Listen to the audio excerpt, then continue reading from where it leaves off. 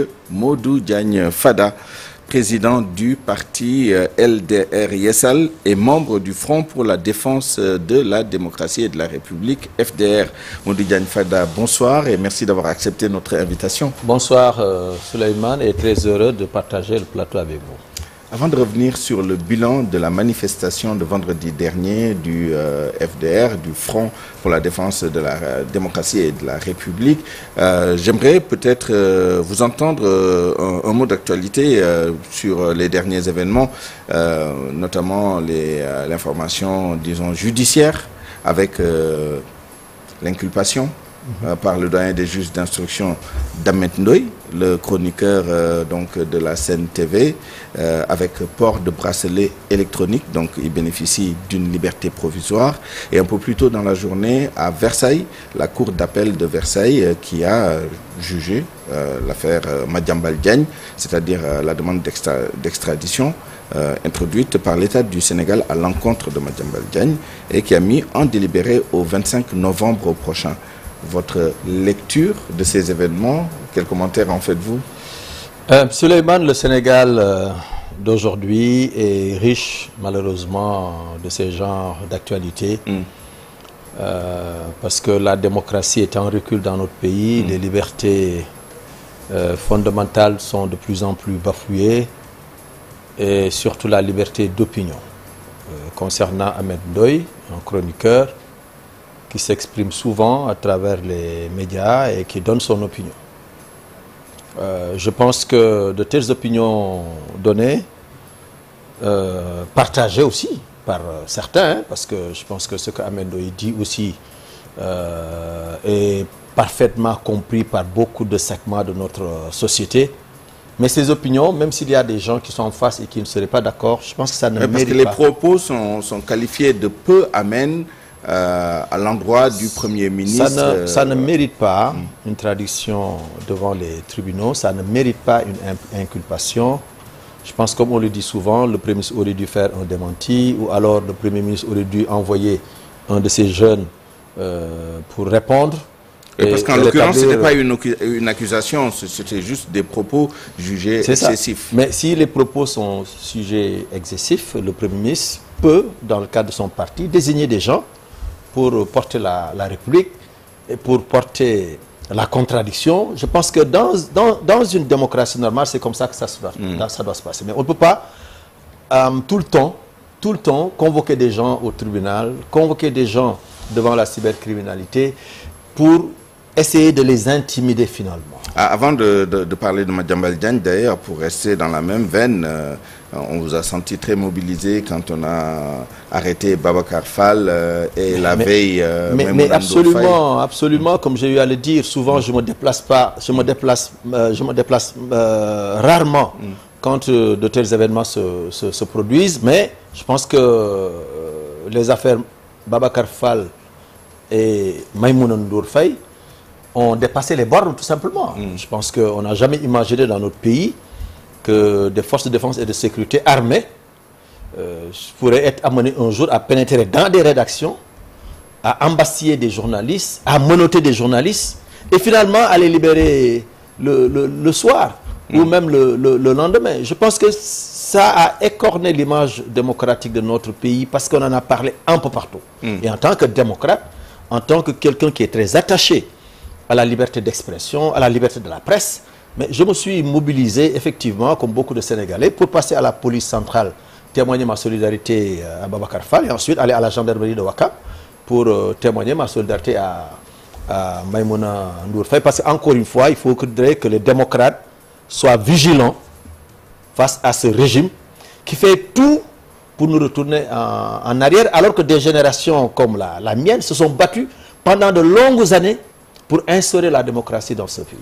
Alors, on reviendra sur votre parcours politique, mais restons toujours sur cette question. Le fait et la situation, elle est là, elle est cristallisée, elle est figée, avec un Premier ministre qui s'est promis d'effacer les chroniqueurs, toutes les personnes qui disent ce qu'ils ne souhaiteraient pas entendre, et de l'autre côté, les journalistes, les forces syndicales, politiques, qui entendent lui tenir tête, disons.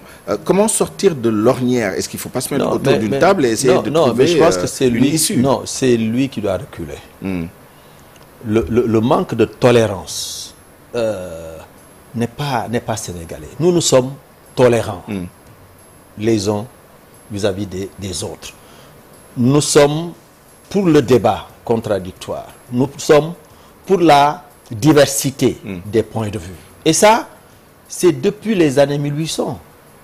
Ce n'est pas parce qu'on est devenu maintenant Premier ministre qu'on réussira à museler les démocrates de ce pays, les Sénégalais de ce pays. Je pense que c'est lui qui doit savoir raison garder, reculer un peu, arrêter de chercher à étouffer les gens, prendre du recul et véritablement comprendre qu'aujourd'hui qu'il est Premier ministre, qu'aujourd'hui qu'il dirige un gouvernement et qu'il a d'autres chats à fouetter que d'écouter les radios ou de suivre les émissions de télé pour voir qu'il a insulté, qu'il ne l'a pas insulté, qui a fait ceci, qui a fait ça. Il ne devrait pas avoir ce temps-là, malheureusement.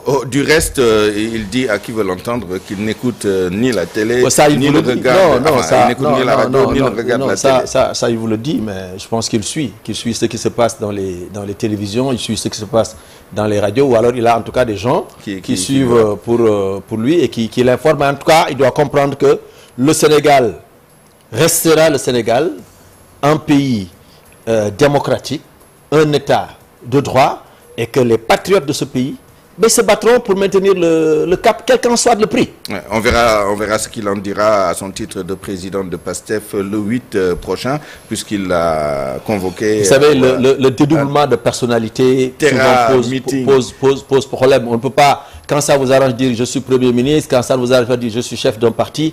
Je pense que les Sénégalais commencent à se perdre dans ces débats-là, et je pense que c'est une seule personne qui incarne deux titres, mais encore une fois, même quand il s'exprime au nom de son parti, il doit mettre en avant l'intérêt général. La dernière fois, il s'est exprimé en disant j'ai une déclaration importante à faire. Tout le monde s'attendait à de fortes annonces, mais résultat des courses, je fais un meeting un terrain meeting le 8. Au moment où les gens pataugent dans l'eau, au moment où les difficultés économiques sont là, au moment où la presse rencontre des difficultés, au moment où les Sénégalais sont frappés de plein fouet par la fièvre de la vallée du Rif, vous n'en parlez pas. Et même si vous êtes chef de parti, même si vous parlez en tant que chef d'un parti sérieux, vous devez évoquer ces sujets-là. Alors, c'est dans le contexte que vous venez de présenter, que vendredi dernier, peut-être que vous aurez à dire un mot sur Madiambal, mais peut-être un peu plus tard, mais c'est dans ce contexte que vous avez organisé cette mobilisation qui a surpris plus d'un vendredi dernier. Est-ce que c'est une date qui va être une date référence pour vous, l'opposition et le Front de défense de la démocratie absolument, et de la République dont vous êtes membre? Je pense que le déclic est donné. Le déclic est donné et je pense que c'est une première malheureusement pour un gouvernement qui vient de s'installer 18 mois après que l'opposition ait pu mobiliser autant de monde. Je pense que ça doit faire réfléchir. Et qu'est-ce qui a été le facteur clé? Qu'est-ce qui a expliqué justement cette Parce que la marche était opportune. Parce que nous avons senti, nous autres de l'opposition. Vous savez, quand vous êtes au pouvoir, parfois, vous ne sentez pas les choses. Ça nous est arrivé quand nous étions avec Wade, ça nous est arrivé quand nous étions avec Macky Sall. Vous ne sentez pas les choses se dérober sous vos pieds. Et aujourd'hui, je pense que ceux qui nous dirigent ne le sentent pas.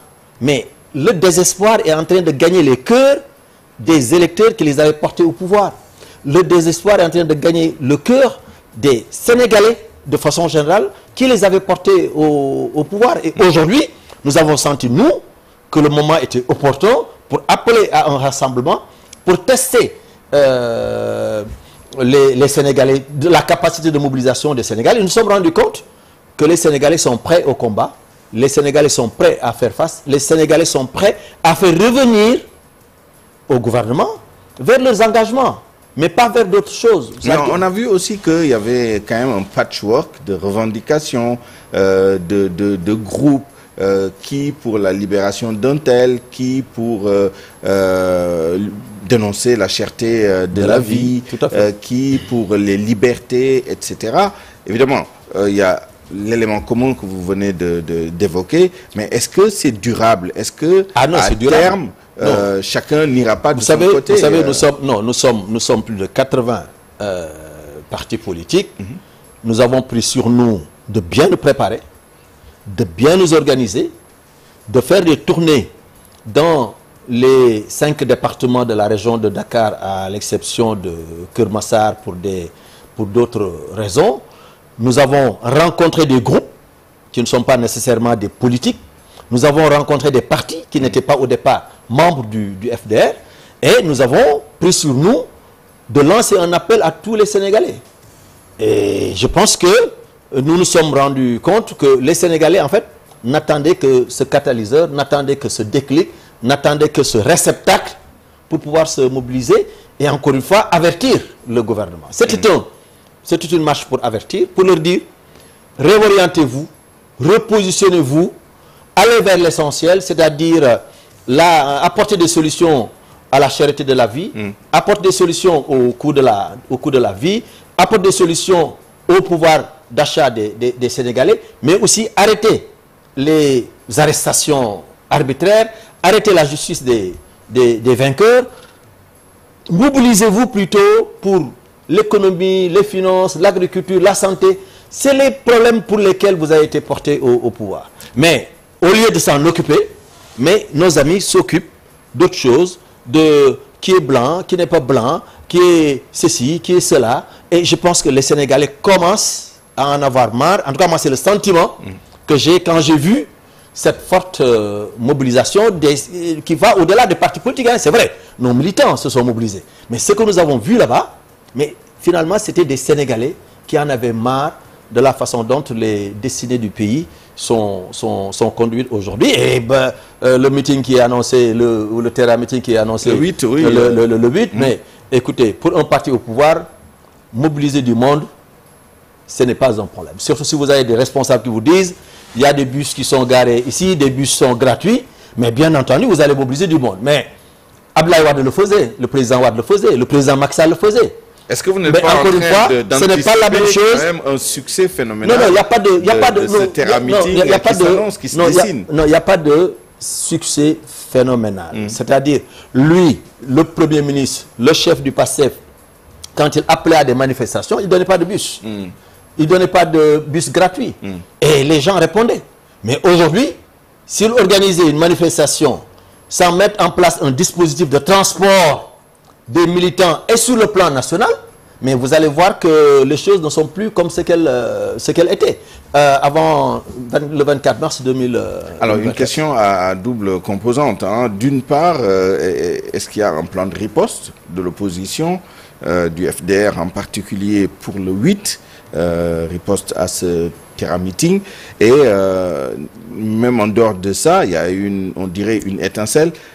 Comment vous entendez garder la flamme pour les mois et l'opposition, les échéances à venir? Bon, il faut dire qu'il y a plusieurs oppositions, il faut aussi l'admettre. Oui, bien sûr. Il y a une diversité dans l'opposition. Nous avons pris l'initiative du 31 octobre, nous avons été soutenus par des groupes, par des Sénégalais, par d'autres entités.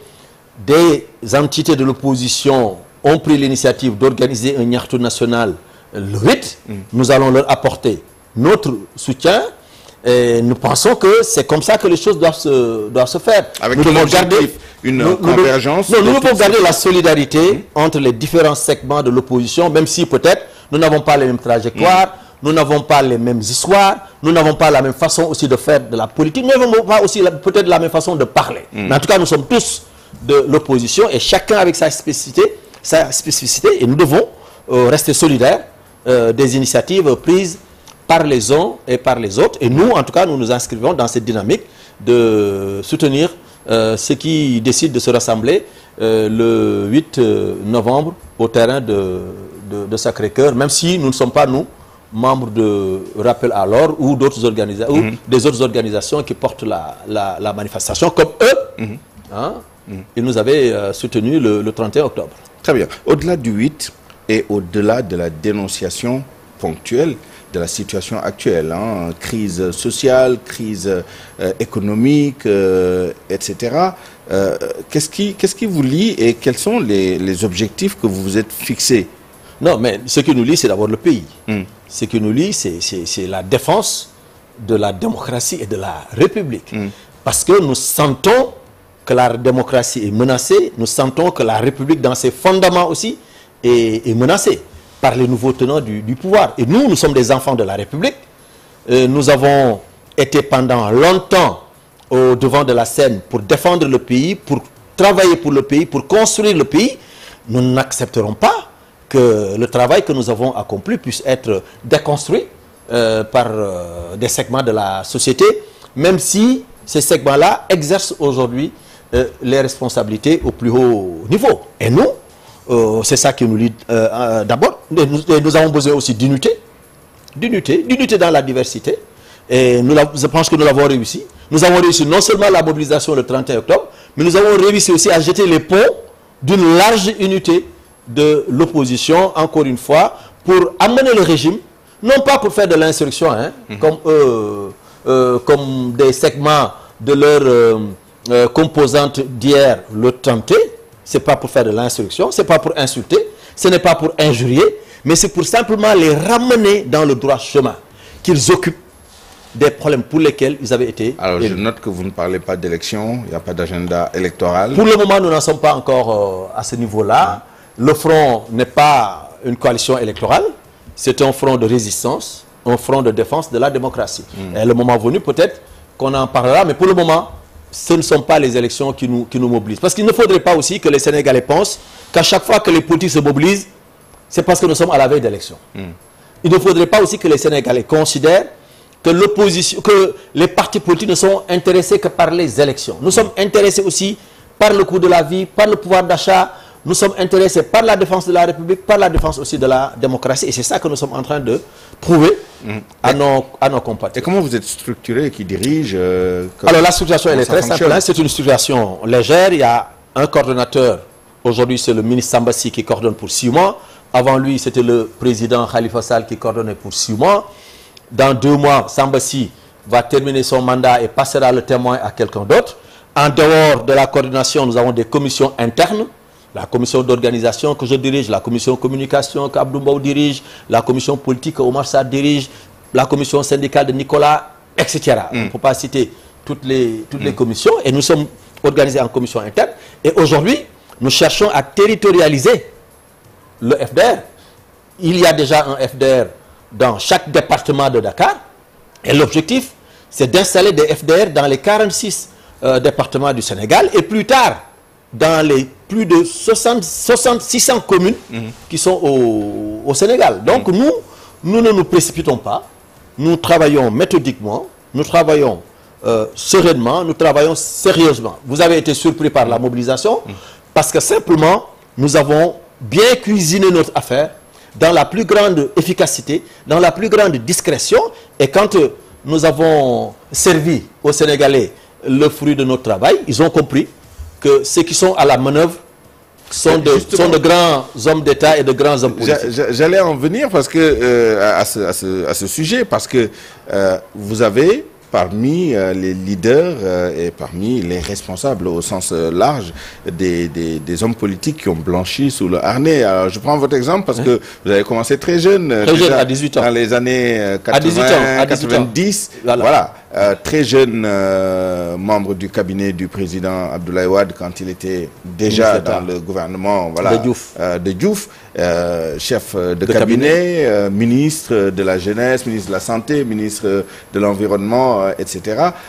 Alors, votre expérience personnelle dans cette affaire, mais plus largement, les expériences tirées des coalitions précédentes. Il y en a eu beaucoup quand même dans l'histoire politique, disons récente même, du Sénégal. Quelles sont les leçons que vous avez apprises de ces expériences pour justement optimiser le travail? Nous avons compris que la bataille idéologique, elle n'est pas d'actualité à l'heure actuelle. Donc pas d'idéologie. Bon, je suis libéral, je travaille avec des socialistes et des communistes. Nous avons compris aussi que le fait d'être dans la nouvelle opposition, donc les partis qui constituaient le défunt Benno Bokk Yakaar, ou alors être dans l'opposition qui s'opposait au président Macky Sall, ça n'a pas de sens. Aujourd'hui, nous sommes tous dans l'opposition, la nouvelle opposition, tout comme l'ancienne opposition. Nous avons compris aussi que nous devons travailler à une dynamique intergénérationnelle. Oui, moi, j'ai été là depuis quelque temps, depuis 18 ans je suis là, mais j'ai la cinquantaine, mais je travaillais avec des gens qui ont la soixantaine, qui ont 70 ans, et des gens qui ont 40 ans, 45 ans, parce que dans le cadre de notre organisation, vous trouvez toutes les générations. Ça enrichit le débat, et ça nous permet de coller au plus près aux préoccupations de nos compatriotes. Et ça fait aussi que, avant de prendre une décision, nous la posons, nous la supposons, nous interpellons tout le monde. Il y a un débat démocratique, un débat vif, mais la conclusion à laquelle nous allons aboutir va dans le sens de l'intérêt supérieur de l'organisation. Donc, la réussite de cette manifestation, c'est d'abord le collectif. C'est le collectif qui a véritablement réussi. C'est le collectif qui a véritablement ébranlé aujourd'hui les bases du régime. Parce qu'encore une fois, le fait de projeter même un terrain meeting montre un pouvoir qui travaille, qui donne des résultats, qui fait des choses qui sont constatées, appréciées par les Sénégalais, n'a pas besoin de montrer qu'il a un soutien populaire. C'est dans les régimes où le pouvoir tangue qu'il cherche à montrer aux yeux du monde, et pourtant je suis encore populaire. Je m'arrête sur la stratégie, disons, intergénérationnelle. Je n'en demeure pas moins que la perception, c'est que le parti des jeunes, des plus jeunes en tout cas, c'est le PASTEF.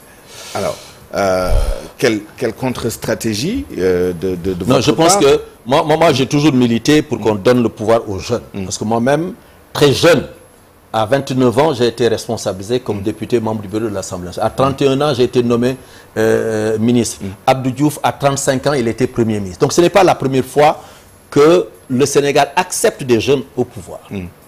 C'est le cas présentement. Mais attention, il y a un danger.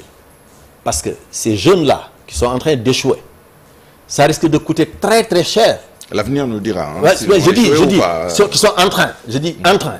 Si on faisait un bilan à 18 mois, si le mandat devait s'arrêter à 18 mois, il y a beaucoup de difficultés. On dira qu'ils ont échoué. Donc, c'est pour ça que je dis qu'ils sont en train. Moi, je ne souhaite pas qu'ils échouent. Je le dis en toute franchise. Je ne souhaite pas qu'ils échouent.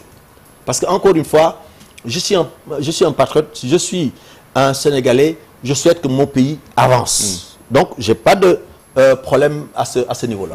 Mais je dis bien, attention, si eux, si avec eux ça ne marche pas, ça va être difficile demain pour des jeunes de 35 ans, pour des jeunes de 40 ans de reprendre le pouvoir. Et c'est la raison pour laquelle je ne pense pas que les Sénégalais, en tout cas pour 2029 et les années qui vont suivre, vont prendre le risque de confier leur destin à des gens finalement inexpérimentés, à des gens finalement qui n'ont pas produit de preuves avant qu'on leur confie un pouvoir aussi élevé que celui d'être Premier ministre ou d'être président de la République ou ministre même de la République. Vous avez entendu tous les appels qui ont été lancés ici et là pour l'union nationale, le consensus national dans des moments aussi difficiles au plan économique, au plan social, mais aussi au plan géopolitique. Nous sommes entourés par un cercle de feu.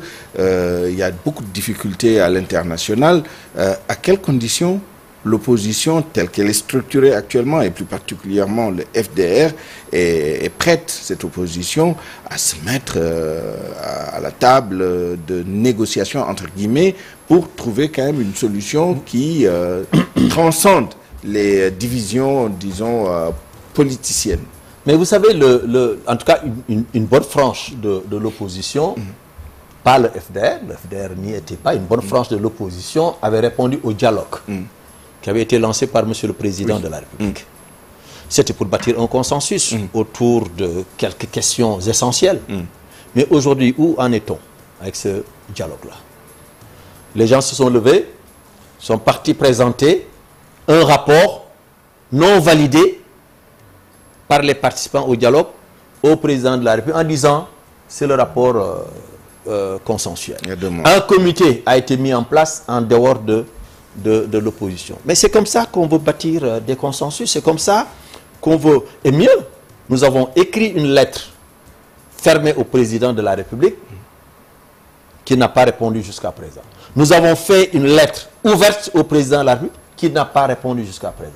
On pense que le pouvoir ne respecte pas l'opposition, le pouvoir n'a pas de considération pour l'opposition. Donc on ne peut pas nous reprocher quoi que ce soit en ce qui concerne les difficultés du pays. Maintenant, nous sommes d'accord avec vous que la situation elle est difficile.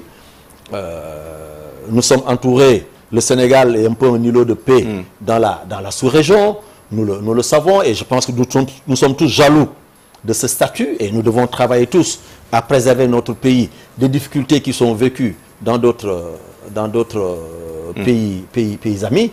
Nous savons aussi que l'économie est étouffée, les finances de notre pays peut-être sont exsangues, il y a des difficultés énormes, mais ce n'est pas nous qui sommes à la manœuvre. Ce n'est pas à nous de prendre des initiatives. Nous, tout ce que nous pouvons faire, c'est d'alerter à travers des manifestations reconnues et acceptées par la Constitution de notre pays. Parce que le droit de manifester est reconnu par notre Constitution. Donc nous, tout ce que la Constitution nous donne, nous prenons pour jouer notre partition, pour jouer notre rôle, pour alerter, pour que le gouvernement change d'option, change de cap. C'est le seul moyen que nous avons. Nous n'avons pas d'autre moyen. Alors, il nous reste 2 minutes. Je voudrais vous entendre parce que vous avez été un temps quand même un allié du président Macky Sall. Vous avez entendu toute cette polémique autour de la dette cachée. Vous avez été aussi un moment directeur général de la Sonacos. Et après vous, il y a eu des déclarations de la nouvelle direction. Comment vous réagissez quand vous entendez tous ces débats sur le passif qui a été laissé par le régime du président Macky Sall, dont vous pouvez revendiquer une partie de l'héritage? Oui, je pense qu'un bilan, c'est une colonne passif, une colonne actif. Il parle beaucoup du passif, mais il ne parle pas aussi des actifs. Et je pense que, globalement, le bilan du président Macky Sall est un bilan positif. C'est ma conviction, et je pense que c'est la conviction de l'ensemble des Sénégalais qui sont honnêtes. Et dans tous les secteurs, nous avons senti que ça a bougé.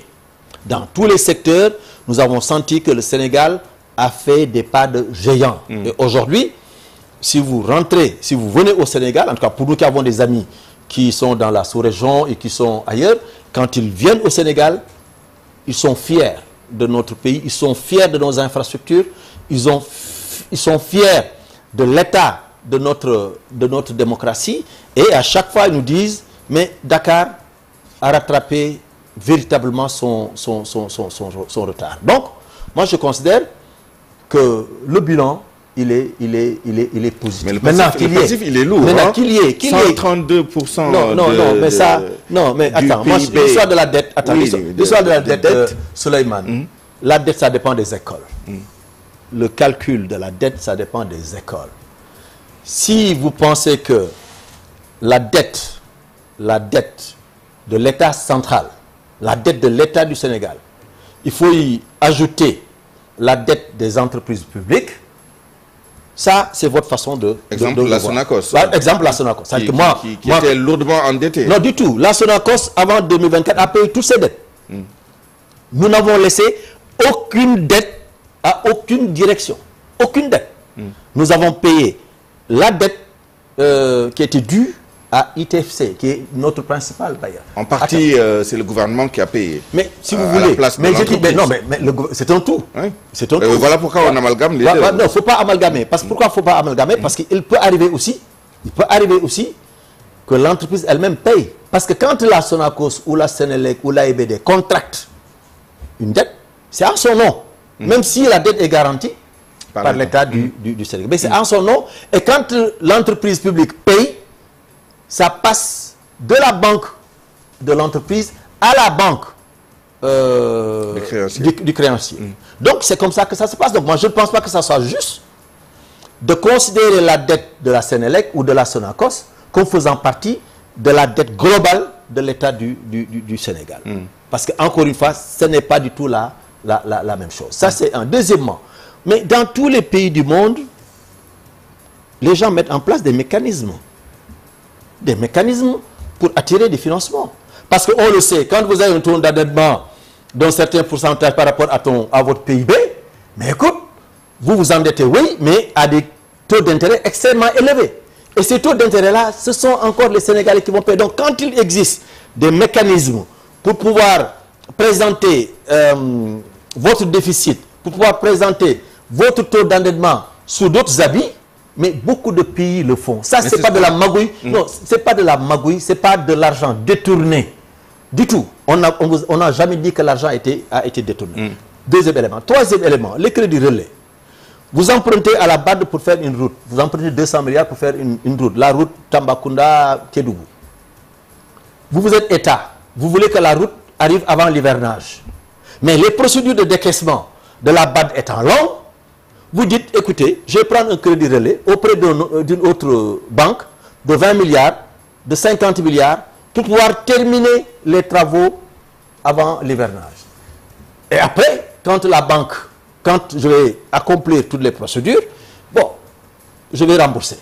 Alors, si en ce mois-là, un audit de la dette arrive, considère les 50 milliards de la BAD et les 50 milliards que vous avez empruntés à une banque, mais vous vous retrouvez dans une situation difficile. Donc, moi, l'histoire de cette dette-là, je pense que ce n'est pas le plus important. Vous aurez refait les mêmes choses de la même manière si vous aviez la chance moi, je pense que d'être à nouveau à la tête de ce pays. Je pense que la seule différence, c'est que des choses comme ça existaient quand Wade prenait le pouvoir de Diouf, quand Macky Sall prenait le pouvoir de Wade. Mais la différence, c'est quoi? Eux, ils étaient des hommes d'État. Ils étaient des gens rompus au rouage de l'État. Ils savaient ce que c'est que les finances. Ceux qui nous gouvernent, malheureusement, n'ont pas d'expérience. Ils ont trouvé la situation, et ils ont crié. Et aujourd'hui, c'est ça qui nous met dans des problèmes. Ils auraient trouvé d'autres moyens de régler les choses que de parler de chiffres falsifiés, de chiffres erronés, de dettes cachées, etc. etc. Je pense que moi, à leur place, je trouverai des solutions sans pour autant ameuter le FMI ou la Banque mondiale, la communauté internationale. Merci à vous, Mody Diagne Fada, président du parti LDR et Yessal, les libéraux, démocrates réformateurs, Yessal, et membre de la coalition FDR. Le Front pour la défense de la démocratie et de la République. Merci à vous de nous avoir suivis. Excellente suite des programmes.